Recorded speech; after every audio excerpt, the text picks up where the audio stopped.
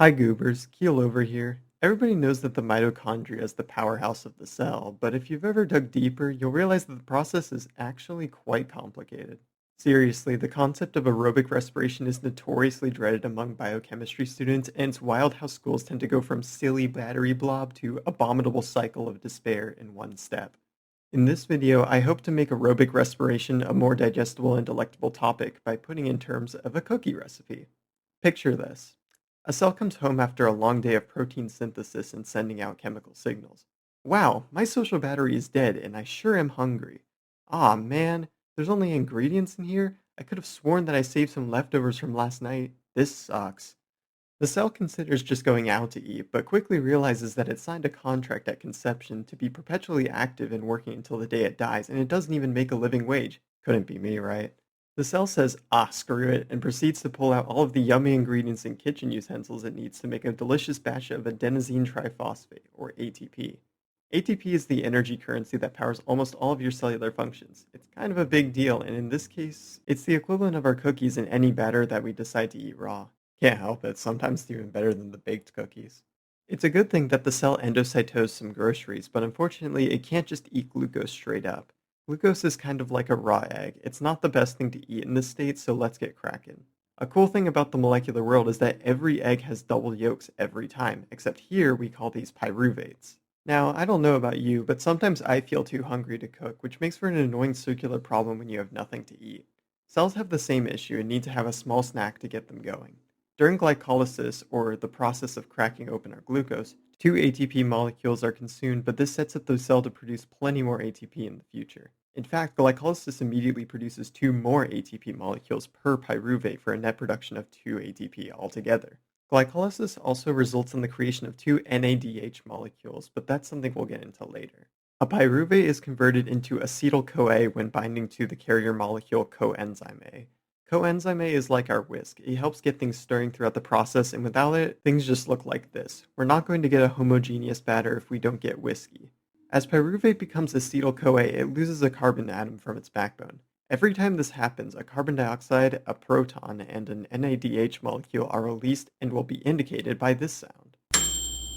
As we transfer our acetyl-CoA to the mitochondrion, it combines with the molecule oxaloacetate, which is kind of like the other ingredients you need to make cookie dough, such as the butter, the flour, sugar, baking soda. Oxaloacetate, more like box of those fats and paste. Together, oxaloacetate and acetyl-CoA produce the 6-carbon molecule citric acid and initiate the citric acid cycle. Go figure.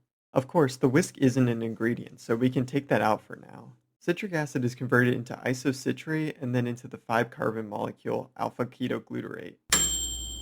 Okay, so these NADH molecules that we keep removing are like our balls of cookie dough that we prepare and then put aside to bake. Very important for when we eventually get to the oven. We bring back our CoA whisk and mix alpha-ketoglutarate into the 4-carbon molecule succinyl-CoA. All of this whisking makes the cell hungry, so they lick some of the delicious batter off of the whisk. Succinyl-CoA becomes succinate as we gain 1 ATP and the whisk is put aside again. A fitting molecule name for when we sucked and ate the dough off of that whisk.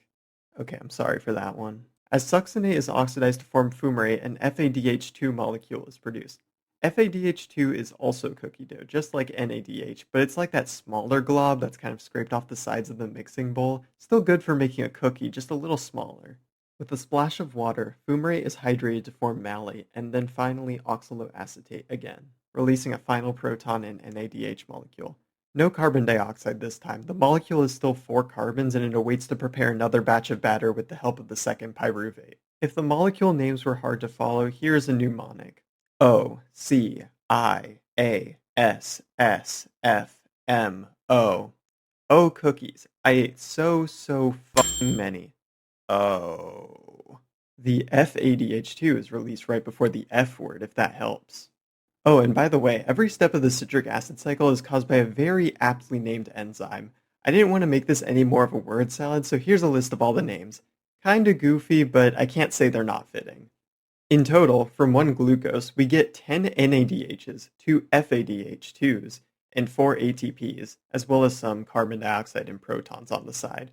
This concludes the mixing bowl that was the citric acid cycle, so now let's move on to the electron transport chain, which is kind of like our oven. The NADH and FADH2 produced can now be baked to perfection to help create the much more edible ATP. NADH supplies the electrons and some of the protons needed for the production of ATP. When the electrons enter the chain, they move from a high energy state to a low energy state, and this movement provides enough energy to pump protons into the outside of the membrane. Because the proton concentration increases on the outside compared to the inside, the protons are encouraged to re-enter the membrane to balance the electric charge and concentration. The only way back in is through the ATP synthase channels, where the movement of protons catalyzes the production of ATP from ADP and inorganic phosphate through this really cool rotor motion. You can think of this cyclical proton movement as the circulating hot air in a convection oven, but honestly, the analogy is a bit of a stretch at this point. FADH2 doesn't produce as big of an ATP cookie as NADH because its electrons enter the chain in a later step, leading to a less strong proton gradient. In general, each NADH makes around 2.5 ATP and each FADH2 makes around 1.5 ATP. That's great and all, but what's so aerobic about aerobic respiration? After all, I haven't mentioned oxygen once despite it being, well, the single most important thing that humans need to live. Well, I appreciate your curiosity. After electrons are added to the chain, they need to be removed at the end of their course to prevent the system from, well, getting backed up. Oxygen takes on the role as the final electron acceptor in the chain. Think of it as the electricity that keeps the oven running. No oxygen, no ATP, no cookies. As oxygen picks up electrons, it reacts with protons to form water and allows the chain to move along as normal for ATP production. Oxygen's role is actually so essential that we refer to the ATP building process as oxidative phosphorylation, with phosphorylation referring to the binding of inorganic phosphate and ADP to form ATP. From one glucose molecule, glycolysis, the citric acid cycle, and the electron transport chain create a delicious batch of about 32 ATP altogether, with a side of 6 water molecules and 6 carbon dioxide molecules. Is aerobic respiration complicated? Very much so. Did my cookie analogy make it any less convoluted? I don't know. Let me know. Regardless, I hope you enjoyed and thank you for watching.